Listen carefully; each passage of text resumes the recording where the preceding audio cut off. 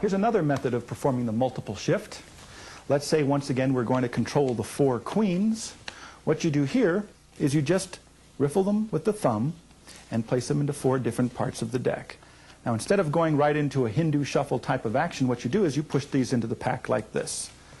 That looks pretty fair. You give it one simple cut, and sure enough, all 4 queens on the top.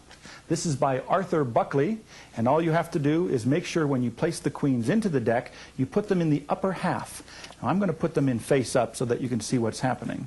The 4 queens, remember, in the upper half of the deck. That's important. You want to have at least a few cards to play with underneath the lowermost of the 4 queens. Now what happens is you never push the queens flush into the deck. This is where that jogging action comes in. You push them in a little bit at an angle, like this. The index finger pushes them back further, so they start to become in-jogged. Then you straighten out. So in apparently one action of pushing them into the deck, you actually in-jog the 4 queens like this. Now the reason you wanted to have a few cards beneath the last queen is you take the cards into your right hand, the index finger pushes back on those lower cards, just like that. You strip out some of those lower cards along with the queens in one simple cut, and that brings everything up to the top. So this is the Arthur Buckley multiple shift.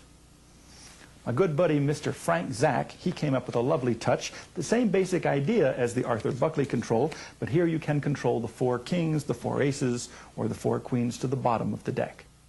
Here's how it's done. Because you're going to control them to the bottom, what you're going to do is put them in the lower half of the deck like that. The same action, it looks like you square them into the deck.